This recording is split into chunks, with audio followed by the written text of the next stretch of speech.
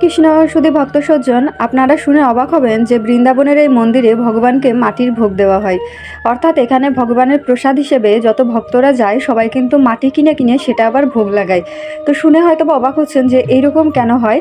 এটা সেই ব্রহ্মাণ্ড ঘাট। আপনারা হয়তোবা ভগবানের লীলায় শুনে থেকেছেন যে মা যশোদা যখন যমুনায় স্নান করতে নেমেছিল তখন গোপাল মাটি খাচ্ছিল এবং বলরাম তখন মা যশোদাকে ডেকে বলেছিল যে মা দেখো গোপাল মাটি খাচ্ছে।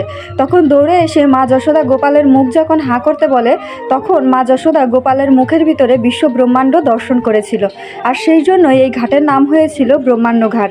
এবং এখানে দেখতে পাচ্ছেন যে যত ভক্তরা আসে তারা এখান থেকে মাটি কিনে কিনে, অর্থাৎ এই জায়গা যেরকম অন্য মন্দিরে প্রসাদ বিক্রি হয় এই মন্দিরে মাটি বিক্রি হয়। তো মাটি কিনে সেটা আবার ভগবানকে নিবেদন করে বা ভোগ লাগায়। তো কে কে গিয়েছেন এই মন্দিরে আগে সেটা অবশ্যই জানাবেন এবং কেমন লাগলো আপনাদের এই নতুন মন্দিরটা দেখে সেটাও অবশ্যই জানাবেন।